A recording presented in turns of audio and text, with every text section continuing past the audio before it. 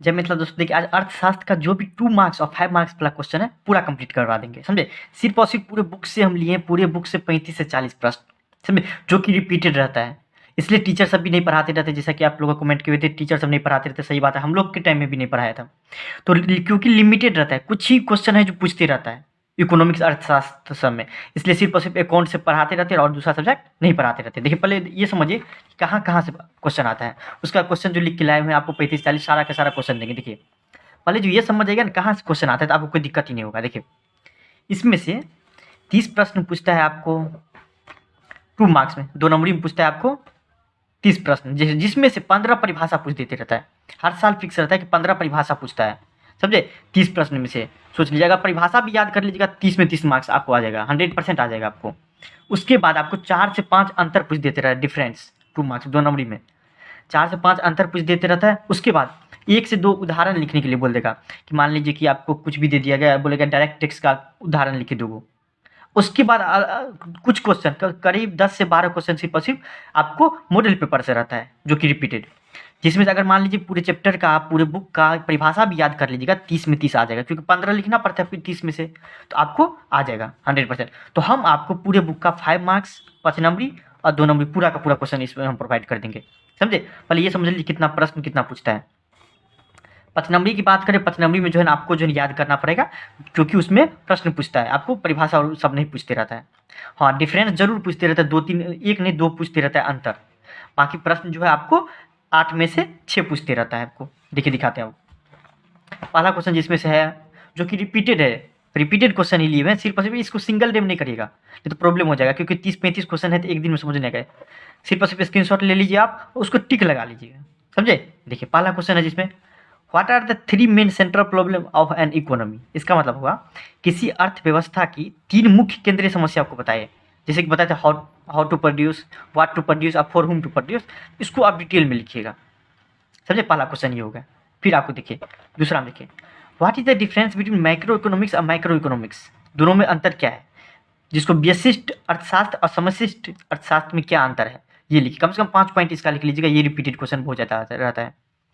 तीसरा बात है कि माइक्रो इकोनॉमिक्स को बोल देगा परिभाषा करने के लिए 2 मार्क्स में, या फिर मैक्रो इकोनॉमिक को बोल देगा परिभाषा करने के लिए, तो इसका परिभाषा भी याद कर लीजिएगा और उसका अंतर भी याद कर लीजिएगा।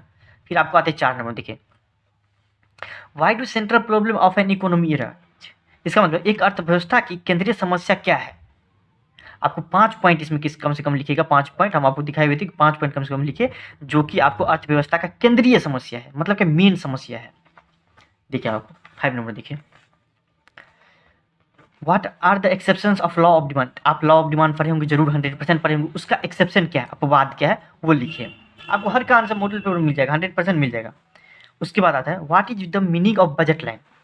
बजट रेखा से आप क्या समझते हैं, इसका परिभाषा लिखिएगा, बजट रेखा किसे कहते हैं, समझे। फिर आते हैं कि प्रोडक्शन पॉसिबिलिटी कर्व का परिभाषा याद कर लीजिएगा। What is production possibility curve, मतलब उत्पादन संभावना वक्र क्या है, इसका परिभाषा याद कर लीजिएगा।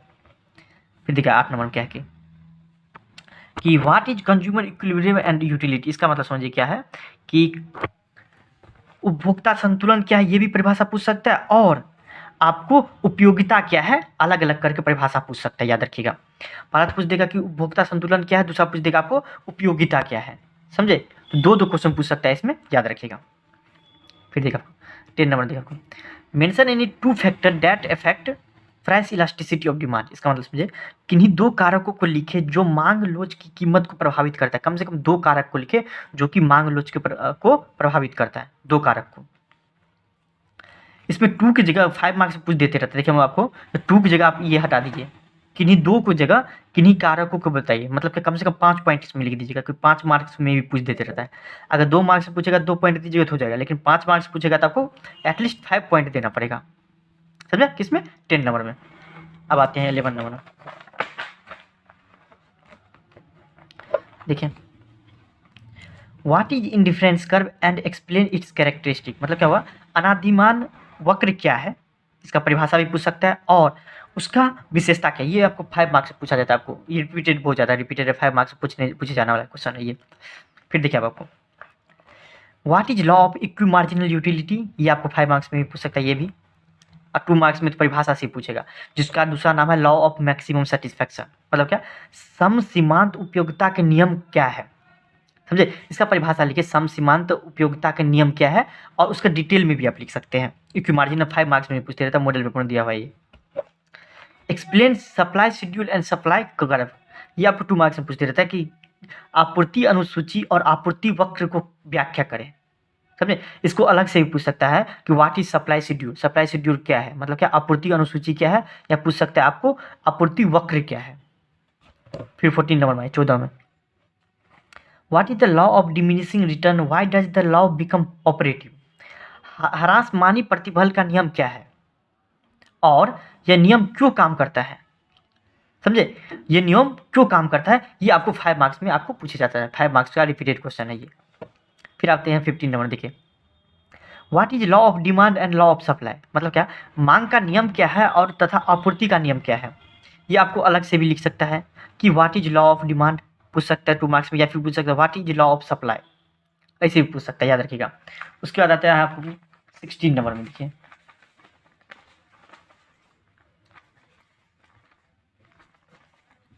नंबर में आते हैं, what is mean by fixed cost and variable cost. इसका जो है ना आपको परिभाषा देना पड़ेगा कि फिक्स्ड कॉस्ट मतलब क्या, निर्धारित लागत क्या है, और परिवर्तित लागत क्या है। फिर आते हैं हम आपको वस्तु की आपूर्ति को प्रभावित करने वाले कारकों को लिखें, मतलब क्या mention the factors which affect supply of commodity, मतलब वस्तु को आपूर्ति करने के लिए कौन कौन सा फैक्टर प्रभावित करता है उसको वो लिखिए आप। 18 नंबर देखा आपको, difference between law of demand and elasticity of demand, मतलब क्या मांग का नियम क्या है और मांग की लोच में क्या अंतर है, ये बताइए दोनों में, समझे। देख लीजिए, अंतर पूछते रहता है आपको। फिर आता है व्हाट इज मोनोपोली, ये जो ज़्यादा पूछा जाता है इस चैप्टर से, कि आप एकाधिकार क्या है और उसका विशेषता लिखिए। 5 मार्क्स से पूछ देगा, 2 मार्क्स से पूछना रहेगा तो सिर्फ पूछेगा क्या व्हाट इज मोनोपोली, मोनोपोली क्या है। अब 5 मार्क्स वही पूछना रहेगा तो क्या बोलेगा वो कि उसका विशेषता भी लिखिए आप, समझे। 10 नंबर आता है, what do you mean by perfect competition, पूर्ण प्रतियोगिता से आप क्या समझते हैं, समझे। इसका परिभाषा लिखिएगा परफेक्ट कंपटीशन का। What is rent and wages, 2022 में भी 2021 में भी पूछा कहते रेंट क्या है, अब वेजेज, इस पर वेजेज पूछ सकता है कि लगान या मजदूरी, इसका दोनों अलग अलग परिभाषा है। व्हाट इज रेंट अलग है, व्हाट इज वेजेज अलग है, हम इसको मर्ज कर दिए हैं। तो पूछ सकता है कि लगान क्या है, और दूसरा प्रश्न पूछ सकता है कि मजदूरी क्या है, साथ में नहीं पूछता है। या तो पूछेगा लगान क्या है या पूछेगा आपको मजदूरी क्या है। देखिए आपको 22 नंबर, देखिए, write the limitation of macro economy, समशिष्ट अर्थशास्त्र की सीमाएं को बताए, कितना सीमाएं है वो बताइए आपको, किसका, समशिष्ट अर्थशास्त्र का। फिर आता है आपको explain the circular flow of in, ये तो आपको बहुत ज़्यादा रिपीटेड है, ये तो मतलब हर साल पूछा जाता है, ये तो फिक्स रहता है 23 नंबर क्वेश्चन, कि आय का चक्रीय प्रभाव को व्याख्या करें। 3 चक्रीय प्रभाव है तो वो आप बता दीजिए। Difference between GDP and GNP, मतलब सकल घरेलू उत्पाद और सकल राष्ट्रीय उत्पाद में क्या अंतर है, ये आपको डिफरेंस इस चैप्टर से आप याद कर लीजिए इस दोनों का। अगर परिभाषा भी पूछेगा तो परिभाषा भी दे सकता है डिफरेंस में, याद रहेगा तो, समझे बात। Distinguish between national income and domestic income, राष्ट्रीय आय और घरेलू आय में क्या अंतर है वो बताइए। फिर आता है आपको distinguish between central bank and commercial bank, ये आपको 5 मार्क्स पूछते रहता है कि केंद्रीय बैंक और वाणिज्य बैंक में क्या अंतर है, दोनों के बीच अंतर क्या है, समझे। अगर परिभाषा भी पूछने रहेगा तो आपको पूछ देगा कि सेंट्रल बैंक मतलब केंद्रीय बैंक को परिभाषित करे और आपको वाणिज्य बैंक को परिभाषित करे। परिभाषा 15 पूछता है भाई, अगर 2 मार्क्स पूरा परिभाषा भी याद कर लेंगे तो आपको कोई दिक्कत नहीं होगा। What is money and function of money, साख क्या है उसका काम क्या है, 5 मार्क्स में पूछते रहता है आपको, साख क्या है उसका काम क्या है। 28 में देखिए आपको व्हाट इज बाट, 2022 में पूछा गया था, 2021 में भी पूछा गया था, 2020 में भी पूछा गया था। तो विनिमय व्यवस्था क्या है उसकी सीमाएं लिखें। What is function of commercial bank and central bank, ये आपको याद रखिएगा कि कॉमर्शियल बैंक का फंक्शन कार्य क्या है और सेंट्रल बैंक का भी कार्य क्या है। ये दोनों क्वेश्चन को एक साथ मिला दिए हैं, ये अलग अलग करके पूछ सकता है कि what is the function of commercial bank, पहला क्वेश्चन ये बन जाएगा। दूसरा क्वेश्चन आपको क्या बनेगा कि what is the function of central bank, केंद्रीय बैंक के कार्य को लिखें। What is meant by credit control and explain the method of credit control, ऋण नियंत्रण से आप क्या समझते हैं तथा इसको नियंत्रण करने के तरीका लिखे, कितना तरीका है वो लिखिए आपको, समझे। फिर आता है आपको 31 नंबर का what is full employment and closed economy, इसका परिभाषा आपको देना पड़ेगा कि पूर्ण रोजगार किसको बोलते हैं, और दूसरा प्रश्न आ सकता है कि आपको बंद अर्थव्यवस्था किसको कहा जाता है। बताइए पूर्ण रोजगार किसको बोला जाता है और अर्थव्यवस्था आपको किसको बोला जाता है वो आपको बताइए। बंद अर्थव्यवस्था। 32 में आता है आपको difference between voluntary and involuntary unemployment. मतलब क्या? ऐच्छिक बेरोजगारी मतलब कि ऐच्छिक बेरोजगारी मतलब क्या? अपने मन से बेरोजगार रहना। दो तरह का बेरोजगार रहता है, एक तो अपने मन से, एक आपको नौकरी नहीं मिलता है, समझे? तो आपको होता है ऐच्छिक बेरोजगारी और अनैच्छिक बेरोजगारी में क्या अंतर है वो बताइए, आपको दोनों में क्या अंतर है। देखिए 33 में देखिए give 2 example of direct tax and indirect tax. प्रत्यक्ष कर और अप्रत्यक्ष कर के 2 उदाहरण लिखिए। फिर आता है आपको उदाहरण लिखने के लिए, आपको उदाहरण ये पूछ सकते डायरेक्ट टैक्स और इनडायरेक्ट टैक्स। पिछले साल पूछा था डायरेक्ट टैक्स का, इस बार पूछ सकता है इनडायरेक्ट टैक्स के 2 एग्जाम्पल लिखिए। फिर आता है कि difference between direct tax and indirect tax, मतलब प्रत्यक्ष कर और अप्रत्यक्ष कर में क्या अंतर है, अंतर आप लिखिए।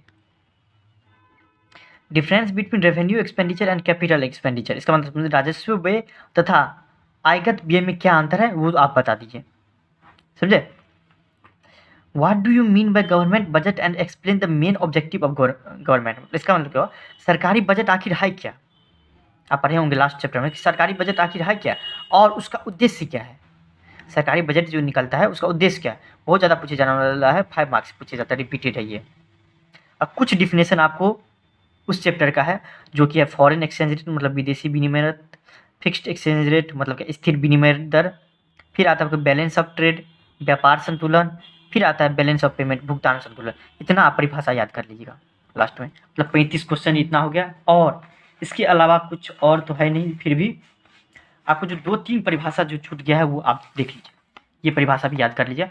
कंजम्पशन फंक्शन किसको बोलता है, उपभोग फलन, फिशल डेफिसिट राजकोषीय घाटा, टैक्स कर किसको बोला जाता है, डेफिसिट बजट घाटा किसको बोला जाता है, फॉरेन एक्सचेंज रेट विदेशी विनिमय दर किसको बोला जाता है, और इक्विलिब्रियम प्राइस मतलब संतुलन कीमत किसको बोला जाता है। और मार्जिन और एवरेज से जो इतना क्वेश्चन आते रहता है आपको परिभाषा याद करना पड़ता है सीमांत से और औसत से, उसके लिए हमने एक ट्रिक बनाया कि देखिए मार्जिनल यूटिलिटी याद कर लीजिएगा, सीमांत उपयोगिता, फिर आपको मार्जिनल कॉस्ट मतलब सीमांत लागत भी याद कर लीजिएगा, मार्जिनल प्रोडक्शन सीमांत उत्पादन भी याद कर लीजिएगा।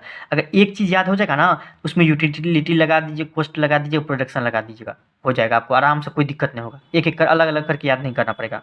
उसी तरीक़ा से और एक जगह कन्फ्यूजन होगा आपको कि औसत किसको बोला जाता है। औसत मतलब क्या? टोटल औसत, औसत लागत, टोटल एवरेज, एवरेज प्रोडक्शन, औसत उत्पादन किसको बोला जाता है, और एवरेज कॉस्ट मतलब क्या आपको औसत लागत किसको बोला जाता है।